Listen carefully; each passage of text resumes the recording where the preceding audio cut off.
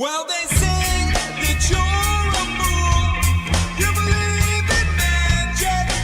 I'm Paranormal Pete, and I'm on a journey to seek answers to the questions that have crossed all of our minds. What happens to us when we die? Is there an afterlife? I'm a regular guy who discovered the gift of psychic mediumship in my 30s. My passion for history and the unknown have put me right here, right now. My mantra for anything paranormal is, we don't know much and anything is possible. Join me as we find our way through the stories, evidence, and experiences of the paranormal and beyond in search of answers, even if that leads to more questions. Are you with me? Some hocus pocus filling up inside. And I think somebody's making. All right, welcome to the Paranormal Pete Show. I'm your host, Pete Orbea, and thanks for being here on the Sacred Spiral Network. This is episode 2 of relaunching of this show, and many thanks to Sacred Spiral Network and Kelly Brickle and all the hosts and other shows that are on the network. There's always stuff going on there, so there's lots of great programming. So you can find that at sacredspiralnetwork.com. And I'm so excited for tonight for our special guest, Mr. Gregg Olsen. I will bring him on shortly. I'm already getting tongue-tied here, so great. But welcome to the show. Feel free to say hi, where you're listening from or watching from. There's multiple channels that this streams on, and then the podcast version will be going up soon on all major podcast streaming channels as well. So I've been real busy here in Little Port Gamble up in Washington, and had a sold-out Ghost Walk tour last weekend that went great. It was a lot of fun. I've got a special investigation this Friday coming up. There's tickets available at portgambleparanormal.com, and so I have one this Friday on July 25th, and that is where we get to spend 3 hours in the Walker Ames house here in Port Gamble, and we kind of go through in depth every floor. We try and use different paranormal equipment, different equipment for investigating, and so it's I always love these ones because we get to kind of just sit and listen and try different things to see if any of the permanent residents here say anything back to us.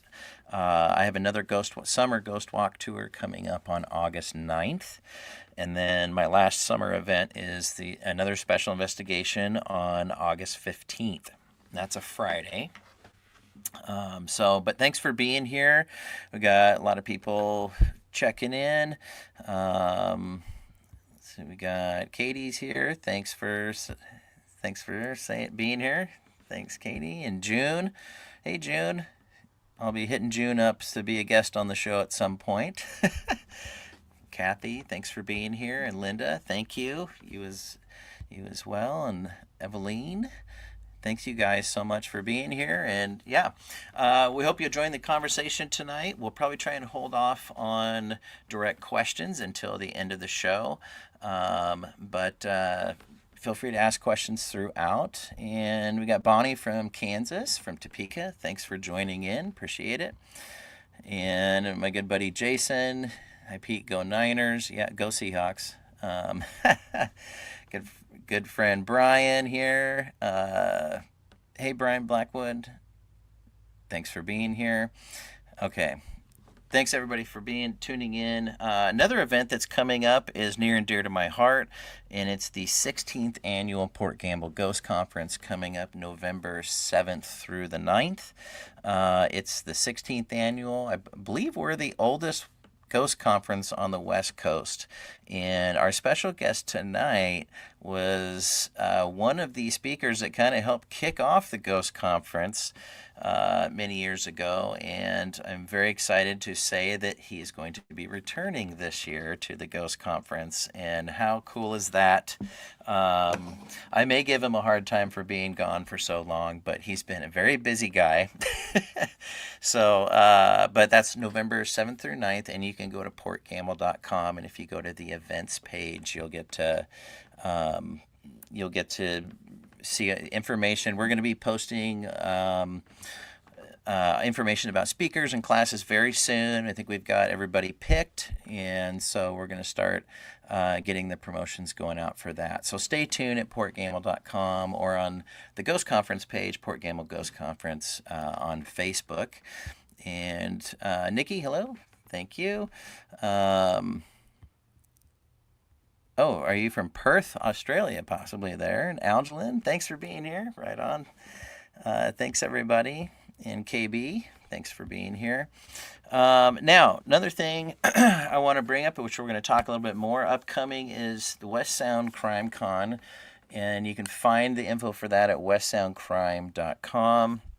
That is an event that my special guest tonight, Gregg, has put together.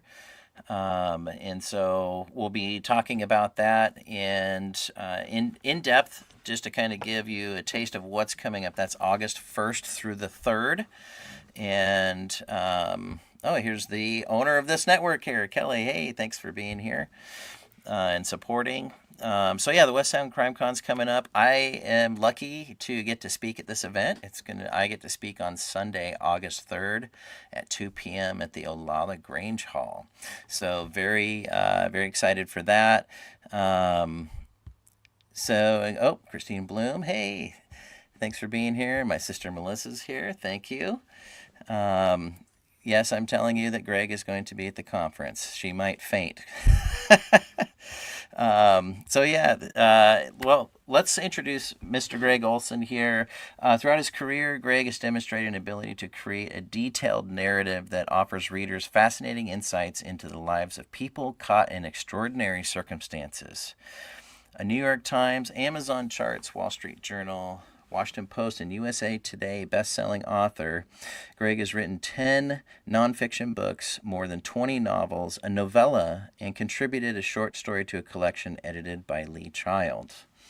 He's an award-winning author. He's been a guest on dozens of national and local television shows, including educational programs for the History Channel, the Learning Channel, and Discovery Channel. He's also appeared on Dateline NBC, William Shatner's Aftermath, Deadly Women on Investigation Discovery, Good Morning America, The Early Show, The Today Show, Fox News, CNN, Anderson Cooper 360, MSNBC, Entertainment Tonight, CBS 48 Hours, Auctions and Snapped, Court TV's Crier Live, Inside Edition, Extra Access, Hollywood and A&E's Biography.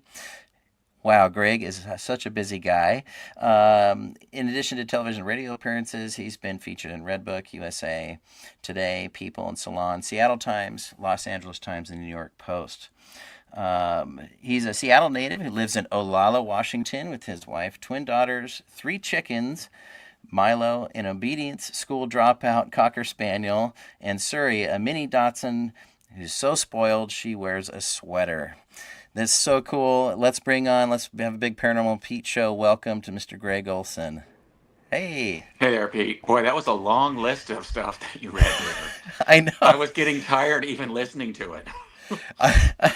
Well, you've been a busy guy for so long, and making waves in being an author and being on TV, and your books have made waves all over the place and captivated people from everywhere. So it's only warranted that you'd be highly requested to be everywhere. I'm really happy to be here because I don't know if people know this, but we go way back, you and I. It was the Ghost Conference, but also, do you remember the fruitcake competitions? Oh my goodness. I'm surprised that you didn't block those out. No, that's, you talk about paranormal or a nightmare or anything like that. Judging those fruitcakes was absolutely the worst thing of my life, but also the most fun. Those were really fun competitions. So for the context, in Port Gamble, we have a festival every year called Country Christmas, and it's in the beginning part of December. And early on, we would hold fruitcake contests, and Greg was kind enough to be a judge, so along with a couple other people, and so he would have to sit in front of an audience of people and try and keep a straight face eating all these different kinds of fruitcake that people would submit. Hmm. There's some that I just can't get out of my mind right now, but there were some that were actually pretty good. So, I'm not a fruitcake fan particularly, but it was fun being in that group and being part of the Port Gamble experience for people because I think Port Gamble is amazing. Yeah, well, thank you for saying so. And I believe that you guys had palate cleansers Yes. in between the Mhm. fruitcakes that Mhm. may have warmed your belly when you drank one of Yes, the we call palate cleansers. that palate cleanser is called whiskey. Yes, that really And you, helps it you go you down. do a lot of swishing around in your mouth. Yeah, I had to do that one of the years that we did that. We stopped doing the fruitcake contest. A group of people in the company in Seattle were inspired by the fruitcake contest that you had judged the previous year. They did their own contest within their company and they brought the winner out to Port Gamble. Well, this was a media company, so they brought cameras and wanted to film me in front of the entire crowd of the fireworks show trying this fruitcake. And so I can relate to what you went through because I had to keep a straight face in front of all those people. Okay, And I'm just not. one more fruitcake question. Did they win? Like, This was, yes, they won in my heart okay, for they sure. win. They Yes. almost had to. Yeah, exactly. So that was awesome. Thank you for bringing that memory up. Okay, you're welcome. That's awesome. Well, you've been so busy with the Olalla Bay Market and Landing, which is an amazing place. If you are in the Puget Sound area, you need to make your way out to Olalla to see Greg's place out there. I mean, the view is amazing. What a great setting. Talk a little bit about the market and the food and everything that you have going on there, and then we'll talk about the other cool little spot that's there. All right. Well, here's the thing about the market. I'm not a restaurant person. I'm not a retail store person or anything. But our little local market was closed during the pandemic, and it looked like it wasn't going to come back. And there's a history here of having this location serve our community since 1884, which is before Washington became a state. And it looked like it was at the end of the run. So we stepped up and bought it. And I'm telling you, it's a lot easier to write a bestseller than it is to run a store. So it's been a lot of work, but we're super proud of what we've done. We really feel like we brought the community together. We serve great food. We do a sourdough pizza crust that people love. It takes, 4 days to get it to your plate. Anybody who knows sourdough knows there's a process, right? So we do that. We also have a little community space here on the property. It used to be our post office, which we have AA meets there, kids group meets there, sewing group meets there. So it's become, it's a store, it's a restaurant, but it's also a community hub in a place that really needs one. And we're proud of Yeah, that. that's awesome. Every little community needs something like that. I feel the same way about Port Gamble. We've got like the general store and all the little shops here that help create that community, and you've certainly brought that there. It's a fun little place, and in what used to be the little post office there, you've set up a museum of sorts, and looks like June Nixon's been there. She says, "I really love the market. Really great food." Thank you, June. Yeah, so tell us a little bit about the museum that you've got in there and where the stuff is from. All right. So when we first moved to Alala, I don't know, 20, 30 years ago, whenever it was, in 1992, I'm a crime writer and somebody found out about it. Like, I'm not even kidding, on the first day. And they knocked on my door and they said, "We know you've written some crime books. You should write one about our local story." And I kind of said, "Okay, what's the story?" And it was Dr. Linda Burfield Hazard. She was a turn of the century doctor, or so she said she was a doctor. She was a fasting specialist, which meant that she thought that she could cure any ailment that anybody had by fasting them down to basically skin and bones and then bringing them back to perfect health. The only problem was she was killing a lot of people when she was doing it, and she was taking their money. So it became, a worldwide sensation. They called this part of Olala Starvation Heights. She called her place Wilderness Heights. So I wrote a book. A lot of people have read the book Starvation Heights. I wrote a book about it. And then I started, there you go. And then I started collecting. I was getting all sorts of stuff back, off the internet, or, I was bidding on stuff from eBay. People would bring me things. And when we bought the store, Claudia said to me, maybe you have enough stuff to make a little museum. And which I think really meant maybe you can get rid of some of this stuff, out of the house. But anyway, it turns out that I did. So I have set up a museum that tells Olala's story, but it also gives you a look at what happened out here in 1911 that made everybody in the world sit up and look at this tiny little place to try to figure out, was she good, was she bad, was she doing it for money, what was really going on in Starvation Heights. So I've got the bathtub she did the autopsies. I've got the stairs that went upstairs where the women that are in the book, two sisters, one of them perished. I have that staircase. I have Dr. Hazard's business card. I've got the books that she wrote. So I have a lot of stuff about the case. And people who have read the book, what they love most is sitting in that bathtub and taking a selfie. Yeah, I couldn't do that. Yeah, you could. I mean, maybe. We got a lot of people saying great book. I've read that book. Thanks, Andrea and Kelly. Yeah, thank you. It's when I walked into that space there, being a medium, I immediately felt like crazy heavy energy just going in there, and it was like all around that bathtub. Hmm. And I was like, the closer I got, the more my stomach was doing flips and jumping jacks. And so I don't know if I could lay in there and take a selfie, but I could pin you down, and then you could. okay, well, maybe we'll make an event out of that or something.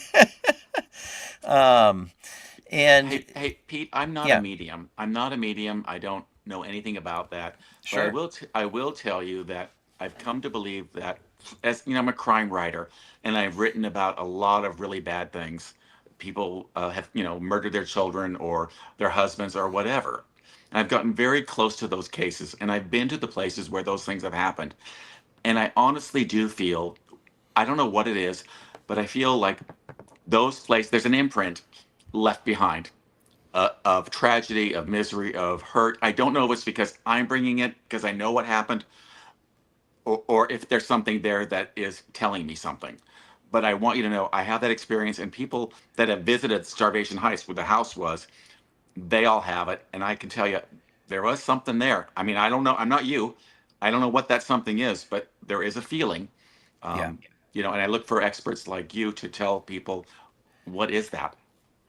Well, and I would say that everybody, you say you're not a medium. It's kind of my belief that everybody has that ability. I think we're all born with it, and it's how we grow up in our lives and everything. You know, that kind of buries that sort of thing, buries those feelers. Those feelers that we put out there.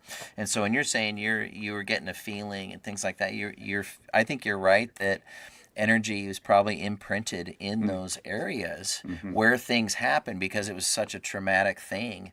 Even something as a really happy event can imprint on a place as well, not just a negative sort of thing. So I think you're probably more of a medium than you think you are if you're feeling it. And Right. it's really about well, let me ask you this. When you get that feeling, when you go into one of these places, is it the same feeling each time? Is it like a similar type of feeling? I can think of a few times when I really experienced it. Once in my very first book, which was about a little boy that was killed by his Amish father. And I swear to God, I'm not lying. I felt something when I went to the location where the little boy was last seen alive. And I want you to know, I felt either it was me telling myself I've got to write this book for him, or something more than that. You know what I'm saying? Yeah. It's not like I'm hearing the words or anything like that, but I felt that compulsion and that but in that place right there. So I would say, not every place, but a lot of places that I've been to, has given me that feeling.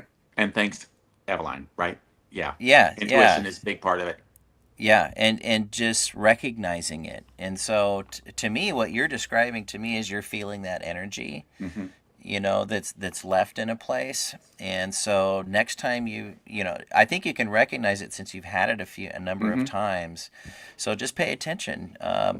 During my first experiences with mediumship, or I didn't even know what it was at first. Our good friend Neil McNeil told me, well, now you feel it. Now you have to recognize it. And so just keep that, memory of what it feels like. So next time you feel it, pay attention. Maybe you'll actually hear something, Hmm. or feel something more. That's really cool that you've had that experience. With the stuff from Starvation Heights, well, I understand you can no longer do investigations out there. It doesn't For really, yeah, the house where in the book, it's really in the house. Later, she built a big sanitarium building, but where the murders that I wrote about, they were in the house, and the house is gone. Um, but Pete, we are doing a like a pre-funk event before the Crime Con, and I'm sure Chris has already told you. I hope she has, that we'd love for you to come out to the property, and we're going to be hosting out there on the Thursday before the weekend in the oh, evening. I that So it's sounds your chance. wonderful. It's your chance, That's wonderful. right? Okay, we'll talk Bring your offline. camera. Yeah, yeah. I'll bring a notebook and yes, and an audio recorder. Right. Amazing. Okay. Well, thank you for that. Yes, that will be awesome, and it'll be something I can report back on the show. I got somebody here who I know has investigated there a number of Oh, times. Mary Bethune. I know Barry. Yeah. Hi, Mary. Yeah. Lucky to investigate Starvation House years ago. Yeah, she's got some pretty good stories. And okay, well, that sounds wonderful. Thank you for that. We'll talk offline Okay. about that and when I need to be where, Okay. that sort of thing. And Mary says hi back to you, Greg. Um, so the Olala Bay Market and Landing, everybody check that out. If you're in the Seattle area, it's really not that far, to come around and check it out. And plus see the little museum that you've got there. It's really well done. Did you design I how the did. layout? Yeah, it's Oh, very for well sure. Yeah. done. Yeah. So yeah, you could be a museum curator There too. you go. Um, Just something else I could do. yeah. And did you know one last thing on Starvation Heights, just because that's a local thing here? Um, did you know the Ivers connection, the Oh, restaurant yes. Ivers? Isn't that wild? Yeah, a lot Uh, of people don't know that, but Ivor's mother, Ivor's Acres of Clams is a it's a Seattle institution for clam chowder Yeah. and fish and chips, and it has been since I think the 30s or 40s, a long, long Yeah. time. Yes. So Ivor's mother, Daisy Haglund, was one of her victims, died under Dr. Hazard's care. And in the book, there's kind of an oblique reference to a woman and her little boy, because in the book, right? Yes. That is Ivor. He went there and had treatment too with his mother. That is just amazing to me that how her reach to all the different kinds of people that went through there. It's crazy. I just thought that was pretty wild Yeah, that connection with the Seattle institution of sure. Ivers. And if you've never had Ivers clam chowder, to anybody listening out there, you're missing out. Yes, and we Um, serve it every day at the market, just so Hey, you there know. we go. Nice. We can, we can do plugs all night like this. This is That's okay. great. This is great. Well, I wanted to. We're going to save time for the West Sound Crime Con coming up, but you have been working on something new, That's right. and so I want to give you a chance to talk about Out of the Woods. And And I'm going to show it. there we There it go. is. Yes. All So right, when is the release date? Tell us August all 1st. about it. Yeah, August. August Oh, 1st, the book launches. I started this book. I think some of your listeners, if they're from the Northwest, they will know this story, which is exactly 20 years ago. A family was murdered in Coeur d'Alene, Idaho. And the two children, though the youngest two, 8 and 9 year old, a boy and a girl, were found missing. They were gone. So the family was dead, the kids were missing, and they were missing for 7 weeks. I mean, it was a huge, huge story. Where did Shasta and Dylan go? And 7 weeks later, a restaurant worker at a Denny's restaurant recognized a little girl that had come in with a man, and called the police, and Shasta was saved. She was 8 years old. The first thing she said to the police was, my brother's dead, and save my underwear. There might be evidence in it for you. This is what the 8-year-old girl told the police. She What? also then later told the police of other child murders that this monster, Joseph Edward Duncan, that's his name, other victims that he had had. So she had made notes in her brain that helped solve 3 other child murders. She was an astonishing kid. There was great, great hope that this girl was saved. And the book, really, Out of the Woods, is about her journey, not all successful, of overcoming severe trauma. And it has not been easy for her. There's an essay, if you guys want to look up, it was in Oprah Daily yesterday, um, about her journey, and about being known as that girl, and what people put on you when they see you as a survivor. um, they want that happy ending for you, of course they do, but you it's impossible almost for someone that young to process all the things that happened to her, because people did not want to hear about it. They didn't want to hear what he did to her and her brother in the woods. And that, so 20 years later, Shasta, has told her story to me in Out of the Woods, and I think it's a tough, tough read. It's the toughest thing and the saddest book you will ever read. But I really implore everybody to read it, because the reason her cure and her path toward, a normal life has been hindered, it's because no one would listen. And we really need to listen to these people, so that we can make sure that we not only that we can help them, that we can stop the monsters, because people like Duncan, who's dead now, don't deserve a second chance. And I feel that very strongly about any kind of serious pedophile conviction. They can't get out, in my mind. There's no saving them. So we got to save the Yeah. ones that are here. Yeah. It's so, I mean, was this just a really difficult one for you to write too? I mean, how did you get through this? I mean, Pete, I could cry right now just talking to you when I think about it. It is that bad what this woman went through. She's 28 years old now. She has 5 kids. Her husband's in prison. She's been in and out of jail. She has just been through so much, right?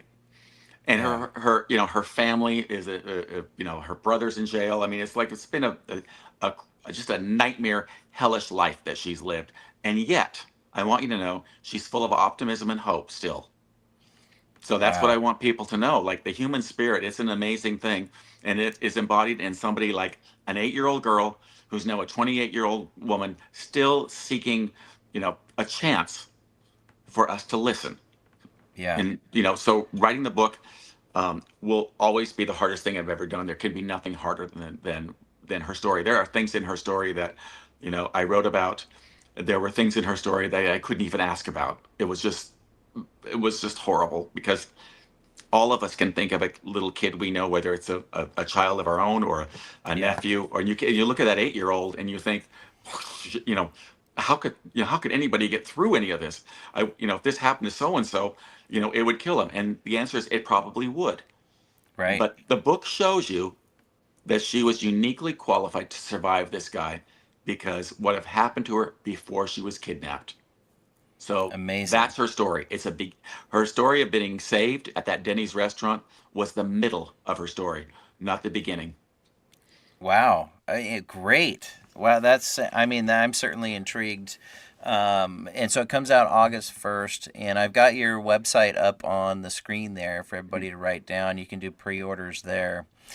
Well, that kind of, as you're talking about that, I hear the compassion you have for her, and the compassion that you probably share with any story that you've written about over the years. Um, you know, there's I don't no one ever really fully heals, I think, from something like that. It's something that they carry with them. And I think they would probably carry a lot of that to them to the other side as Hmm. well. But on the other side, I hope they can find a way to shed that. But it kind of, there's a link between all of this. And I think as an author, you're kind of in the middle of this, this process for people of sharing the story and telling the story and getting it out there in a way that people can understand. Like when I read Starvation Heights, like how you laid it out was like Mm. it just was so you could understand everything and you felt like you were there. Talk a little bit about the importance of storytelling, in whether it's a fun story to tell or it's not a fun story to tell, Right. as you kind of described there. But talk about the importance of storytelling. Here's what I want you to know about storytelling. Of course, that's how we change things in our world. That's how we connect with each other when we tell a story about ourselves or listen to someone else's story. That gives us that gateway to understand each other, right? So when I look at something like, Shasta's story or any story that I've ever, been given the opportunity to tell, and I always tell people this, it's the highest honor I'll ever have as a human being to help you tell your story, right? Now, it might be my book, but it's your story. So it's always laid out like that. And I do think people like Shasta, they're they're wanting control of their narrative. They want people to know the things that they want them to know, not the things that maybe were on the news for 1 second and made an imprint in somebody's brain about what kind of person her family members were like, or where she lived or how she grew up, all that stuff. That's all those little nuggets. They're all there, but they don't really tell the full story or even the truth. Right. So, that's what the book, Out of the Woods, gives her the opportunity to tell her story through me. Um, and I think that with her story, I want you to know that because so much happened to her out in the woods all those weeks, Hmm. that I knew that I couldn't write it in the way that a typical true crime book might be, which is all about the case. I had to look for a way in to tell her story, and I decided that the way in was through the therapy that she started when she was 12 years old and she was sent to Utah for one of those, internment camps for teenagers, basically is what Okay. it is. She went there and, she was there to get the treatment to try to, overcome all of her problems and all that. And I knew that that was the best way in because at 12, she'd already been on that journey of trying to heal for 4 years and wasn't there yet. So that's the book really starts with that idea, like how do we tell the story? We tell the story through her attempts to recover. Now, we don't tell all of the story, for when she was 12. We tell it because she didn't have it all processed. So when she's 16, she's got another big moment in her life where she gets in trouble and meets with another, group and tells a bit more of her story and then resolves some of those issues with her father, which were big in her life and Yeah. in the book. So, the book does end with her at about 21, 22 years old. She's 28 now, so there's been a lot since then. Not all good, some good, but not all good. And I think for me, the therapy part um, was amazing because here's the thing. Shasta told me that everybody here has something bad that's happened to them, has some trauma within their lives, and they think about it often. And I know that's true. Every single person I've ever met has something. And she says, what happened to me, my trauma is not worse than yours. You don't, it's not like a scale where you're measuring, all these things Yeah. happen to me and therefore I Right. deserve, I deserve more of this because so much more happened to me. She's such a wise person because that doesn't help. What helps is to understand that, surviving trauma and moving past it if you can, is the same tough journey for anybody, no matter what happens to them. Right. And I think Yeah. that to me, like that's a big lesson for all of us to know. Like we can feel sorry for somebody and that's okay. Um, but everybody here's got something. Yeah, I mean that's kind of just a life lesson and part of the human experience that we all have something, and people listening and watching out there, you know, maybe you're thinking of something you went through, and just know that everybody's got something. That's a wonderful. That's like a 10,000 foot I think so. perspective and it sounds like she was just a pretty incredible kid to be able to think like that. And Linda is saying, "Wow, that's so insightful at such a young age." It is. Yeah. Um, She has, here's the thing. She has a lot to offer the world, I think. Um, but she has to get to the place where she can, right? Because I have spent a lot of time with her. I've talked with her a lot. I can see that insightful person that Linda's referring to. She's there, yeah, you know. She is really she is a special person. She's also still a troubled person. So, you know, it's like, how do we fix that? And like, I write about that at length at the end of the book. Like, what is the answer here for someone like Shasta? And the answer is we don't know because, yeah, as the song says, the rest is unwritten. We just don't know. exactly. And I think if we just in general as a people could implore more of that we just don't know, I Hmm. think that's a gives a lot of learning space for everyone to grow, and so I think that's also a wonderful piece of insight I in want to things add that, something to that because you talked yeah, about at the beginning of your show, we don't know everything. There's things around the world we don't know. And this is one of them. It's not necessarily paranormal, but it is, we don't really know how to fix somebody or heal somebody, or we do it. We yeah, do it to everybody that needs, that done to them. We would do that. We have the capacity for that, but we still don't know, right? exactly. Exactly, but I think storytelling, telling someone's story, I think is part of that. It's part of the growing and the healing of for somebody is telling that story. I kind of feel like here in Port Gamble with the paranormal. I feel like I'm keeping people's memories alive. I think anybody who leads ghost tours somewhere would probably have the same thinking that we're by telling their story you're keeping that part of them going, and that whether it's good or bad, it's that memory, and that's good for, I think, on the other side, because I think we're guided by our memories when we're on the other side. When we become ghosts, we're guided by our memories, and so by telling the story, that's why people like you are very important of telling these stories, although difficult to tell. Hmm. You're telling them, and people out there like me who are leading ghost tours and things like that, we're telling the stories of people and the experience and the human experience. So it's pretty cool.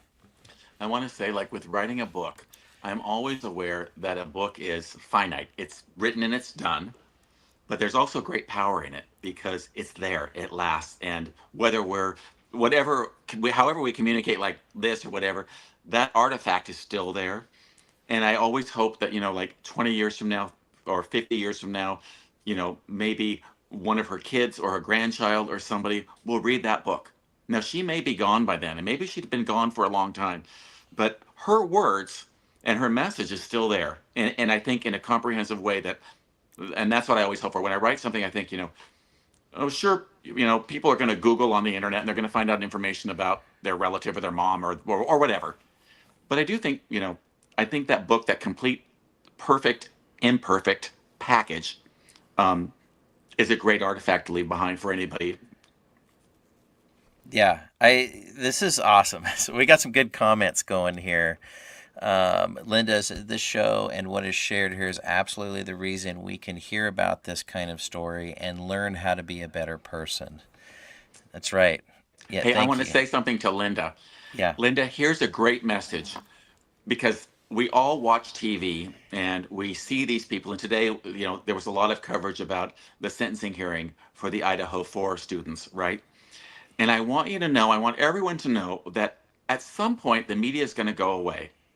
There's not going to be all of this coverage. We're not going to be seeing these families anymore, but they are still living with this and will live with it for the rest of their lives. Okay. And that's kind of like with Shasta's story. It's been 20 years exactly since she came home, and media moved on years and years and years ago. But in her sphere, the people close to her, would know that she was that girl, people not even close to her would whisper, "That's that girl that was held in the woods," blah, blah, blah. And as a society, most everybody else moves on. If you're not, and I want everyone to know that when these big things happen, these traumatic things happen, and they become public news, and we all think we can have the freedom to comment about it and say things about how somebody's reacting or doing. Um, it is unkind and hurtful, because it does not go away for them when the cameras are gone, and it Right. won't. It won't ever. So It, that's a big lesson. I want everyone to like think about it. Like, these crime things that happen are not a story. They're not for our entertainment. They are hugely tragic, and they last forever. yeah. Certainly in this life, and like you say, maybe into the next life. I think that people can carry that stuff with them into the afterlife, and so it really could be forever. Hmm. But I think that there's things that we can do on the other side to be able to shed that stuff and have an understanding and accept the light, basically. I had another great comment there just on this last part. We all have tremendous potential. It can take so much healing and help to get us back on the path of actively being with people or leading others. Yeah. And I think you were kind of touching on there's the potential in there, even though it's forever. I do want to say what Kelly just said. I read her comment there about the active part. And that is the thing that is really important. In Shasta's years since her, rescue, from that Denny's, nobody would listen because it was too painful for them to hear. Now they listened to the degree that they felt that they could, but they didn't want to do the hard work of really, really digging in there and finding out what was going on with this girl and what really had transpired and Yeah. how it had impacted her. It was like it was so awful they didn't want to talk about it. So I think that word active and actively being with people, that's the part that was missing for her. And I think misses for a lot of people. A lot of people do this. "Oh, I'm so sorry that happened to you." And they're patting them and giving them that love and all that stuff. They think that that's enough. Right. But I think the listening part is the really most important part of all. Yeah, and someone being feeling like they're heard. Hmm. Exactly. Eveline has a great little comment here. Always send love. We don't know what anyone else goes through. Love and compassion is always a great thing to send. Absolutely. We don't really know what other people are going through. So again, I've got your Gregg's website up here. If you want to get pre-order the book, it comes out real soon, August 1st. But you can check out all of your works there. I wanted to ask you, um, uh, what was what was the first thing that kind of got you attracted to the genre of true crime? Because you did journalism, Hmm. and what was it that kind of like steered you towards I'm going to write a book? Yeah, I'll tell you. It was because that was the book. Those were the books that I read. Okay. So I read, Anne Rule, the great Anne Rule, uh, Seattle native, Seattle legend, really. Um, and I read Jack Olson, who's I'm not related to. Those two authors happen to be in the Pacific Northwest, so I would go to like every book signing, every conference or whatever that they had, Oh, that's because cool. I could like Anne's book, Small Sacrifices, about Diane Downs, who killed one of her children and shot them all. Um, Farrah Fawcett, who if your people are old enough, they would know who that is. I don't know anymore. I don't know who knows who. Anyway, Yeah. but anyway, made a great mini series about it. It was a great. It was a fantastic book. And when I read those books, it was something I thought, like maybe I could do that. I got a journalism degree. Um, I don't want to work for a newspaper because that's too hard.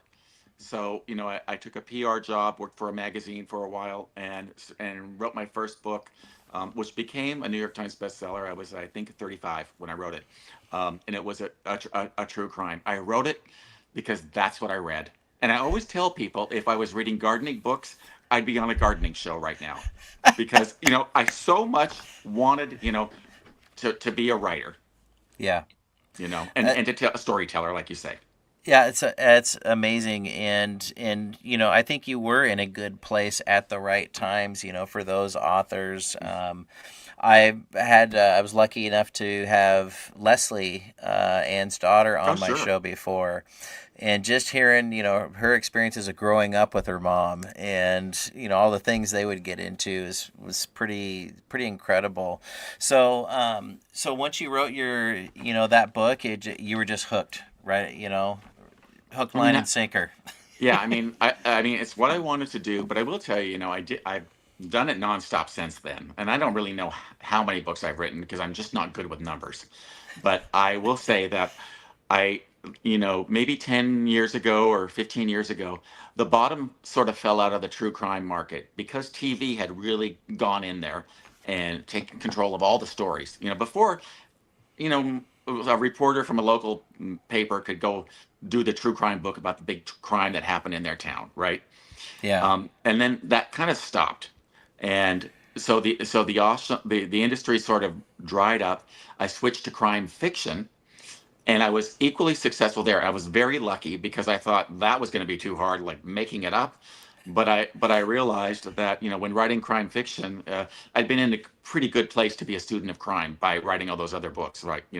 So that's what I did, and then the pendulum swung again, and all of a sudden these things were called podcasts were coming out, and the number one really category was true crime for a long time. Yeah. Still is up there for sure.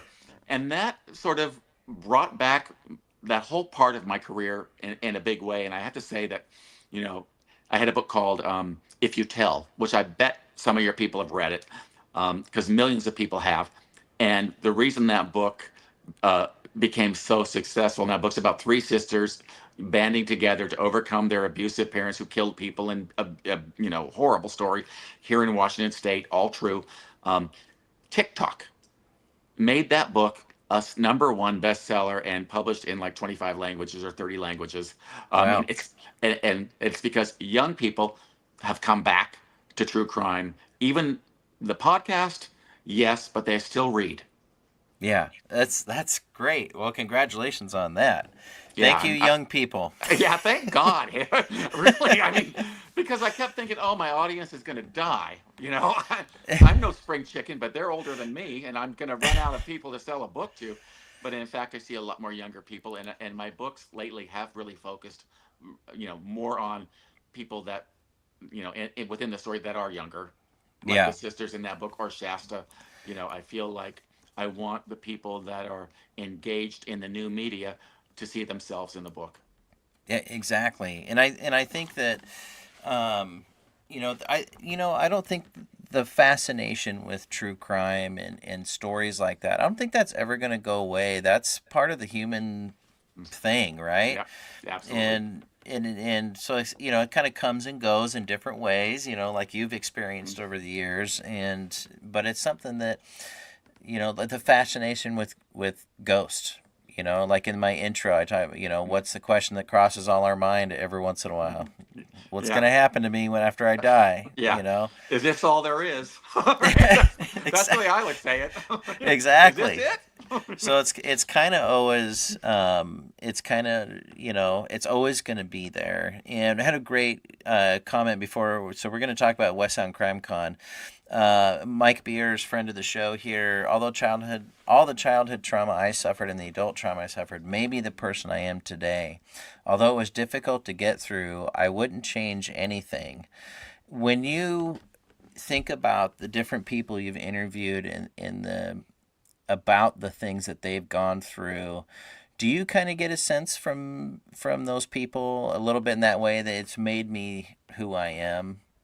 And maybe they would want to change some things, but I think you know the what I people. mean? Yes, I know exactly what you mean. I know what Michael's saying there.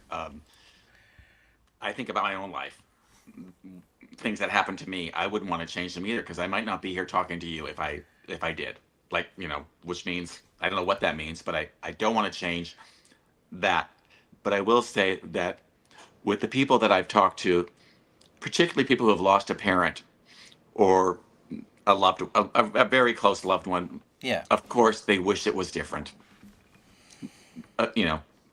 Yeah. And I think that that's their perspective, and I can see that. Yeah. And yeah, I mean, you of course want something like that to be Hmm. different and work Right. out differently, but I think, from the other side, what I've experienced in connecting with spirit is, if it was supposed to happen, it would happen. And, there's maybe not a reason that we can comprehend for it, but it's part of that soul's journey. Right. And, it's unfortunate that some people have to go through things, but it's part of that soul journey. And Linda said here, I'll be reading your books from the other side too. I'll figure out a way.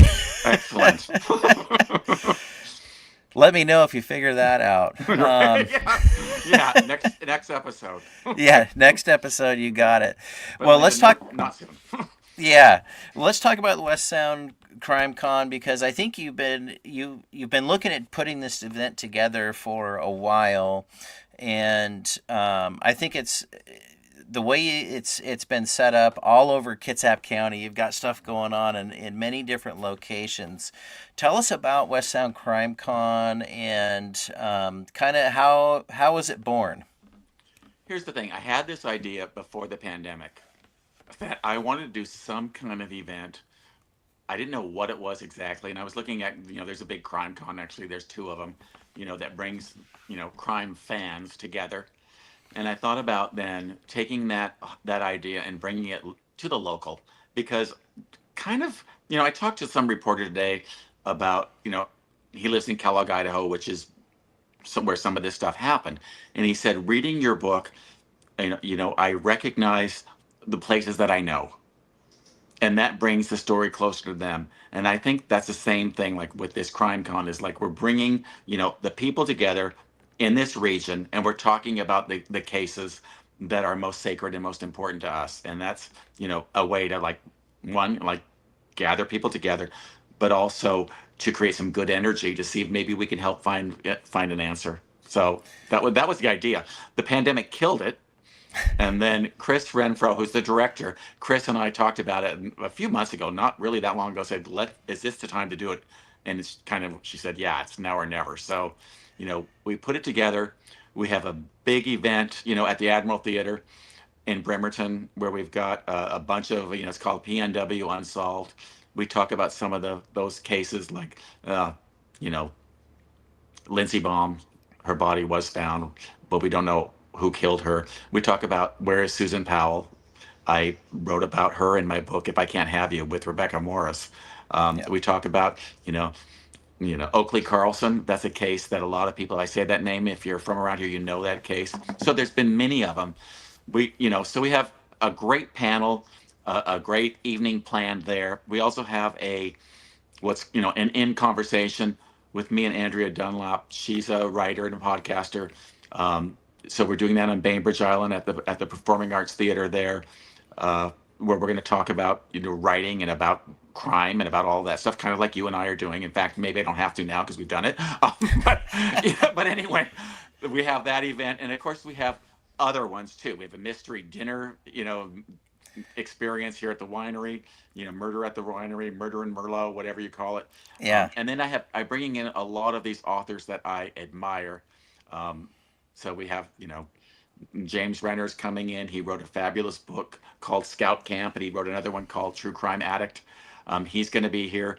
We have Ann Yeager, who wrote a great biography memoir about Anne Rule. She's going to be in Gig Harbor at the History Museum. So we have people all over. But really, I'm expecting yours to be the best one, Oh God. because we had so much interest in you when you came out here to the landing and Yeah. did that event. I mean, it was standing room only. I don't know if don't be shy about that. It was big.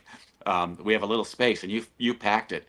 So I expect, Pete, you're going to have to conjure somebody or do something, because we're going to have a lot of people there. And and I can't wait for that. I can't wait to introduce you again, because I'm super proud of our connection. But we Yeah. got a lot going on, Well, and it's going to be really fun. I certainly am grateful for the opportunity to be there and talk about ghosts and spirits. And Mary's saying, "Yeah, no pressure, Pete." Yeah. You got it. Oh God. And then Mike saying he's planning on going.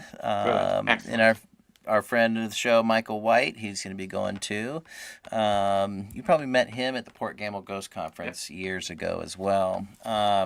Well, I'm really looking forward to it. It's what a cool event, and I think the coolest parts is where you mentioned you're getting people together to talk about this shared interest, and and yes, create that good energy. I think so. Before we wrap up, see, I could go for like hours here with you, but let me This ask is you. You mentioned Lindsay Baum. this is sugar-free Red Bull. Just Okay, well, we okay. need to get the sugar one going here. Yeah, I've got a diet here, so. um, you mentioned some of the cases like Lindsay Baum and things like that. Have you ever worked with a psychic medium? No. Now, Um, I will tell you that with Starvation Heights, a lot of mediums came out yeah, to do an investigation. Some were felt totally legit. A couple of them I thought felt were like, I don't know why they were there. yeah, So I think it's, no, I haven't. But it's some of the cases I've written about, I know the police did. yeah. I know it's a thing. I'm not saying I have something here, but But you might. because I don't want to be considered a suspect or anything. Right, I know. Scary, right? Um, but in those cases where the police did use that, did you how would somebody go about that if they might know something, or they might feel something, or think they might know something? Like, have you ever seen like how that works in when you're investigating something, a story? I think yes. I think what you're. I know what you're getting at. It's like you want to offer help that with a purpose and sincerity, right? Yeah, And here's the thing: not everybody will receive it in that way. So that's the tough thing. So yeah, I don't know, like if you have something on Oakley or Lindsay or something, and you have a feeling, Anne Bremner, who's very involved with both those cases, she's a lawyer. She'll be at the crime con at Admiral. She would listen to you. okay. Again, I'm not saying I do. Yeah, but I'm not. if you know somebody that feels like they might have something, here's the thing: um, there's no harm at all, and somebody reporting a feeling or whatever it is that you have. I don't think there's any harm in that. Yeah, I think the harm comes when somebody goes like directly to the family and makes promises and does yeah, things that are exploitative and cruel. And yeah. It but I could. think like Yeah, if I were a medium, if I had anything to offer, it's like I would go to somebody between the police and the family. I wouldn't go to the family. yeah. That's way out of line, I think. Yeah, you can't do that. I mean, in the world of doing mediumship, it's Hmm. completely unethical to just be in the grocery store and be like, "Hey, you've got a spirit here that wants to Yeah, talk to you," and then right, give right, give them the reading right there. right. So okay, well, very very Yeah, interesting. yeah. And Not good to like it's know. you. We're not. It's not you. But I but I can make that connection with Okay. Anne. Thank you. Yes, I will neither confirm nor deny. Um, so, well, this is Greg. This has been such a fun night. Thank you so much for taking time. I know you guys are super busy with getting ready for West Sound Crime Con. I got the website up here on the screen for everybody to see. Check it out. Go get tickets, RSVP. There's a lot of different events going on August 1st through the 3rd. You got Greg's book Out of the Woods coming out August 1st. So there's a lot hitting next Right. weekend, and so you're going to be exhausted. So make sure you stay hydrated Yeah. through the whole thing. Yeah. For Um, sure. but thank you so much for taking the time. I really appreciate it, and thank you to everybody who's commenting. And if I didn't get to all your comments, I'm trying, but thank you. We really appreciate the show support here. Thanks to the sacredspiralnetwork.com. But again, go to westsoundcrime.com or notorioususa.com if you want to see Gregg's works. If you are hooked now, there's a lot of books for you to read. Yeah, we don't know how many, but there are a lot of them. Hey, Pete, I appreciate your time, and I was kind of nervous about coming on. You made it so easy, and your audience was so kind and supportive. I appreciate that too. Isn't it a great audience? Thank Yeah. you so much. And my goal is to have people learn something and have fun doing it in a good way. And thanks, Linda, and everybody. Before we leave, I used to do a toast at the end of my show. And so I did the same quote for 3 years, and I think everyone got sick of it. So I have a new toast that I do, and hopefully it hits home with people. And it was written by the one and only Molly Orbea, my lovely wife. So, the earth is heavy, but the universe is light. When met with stress or sorrow or even overwhelming joy, know that today is the history of tomorrow. Accept it for what it is and move forward into the brightness of the next moment. Take that with you guys into next week. If over the next month. Stay tuned at my Facebook page or YouTube channel, The Paranormal Pete Show, and I'll be having a show mid-August, and I'll be announcing guests very soon for that.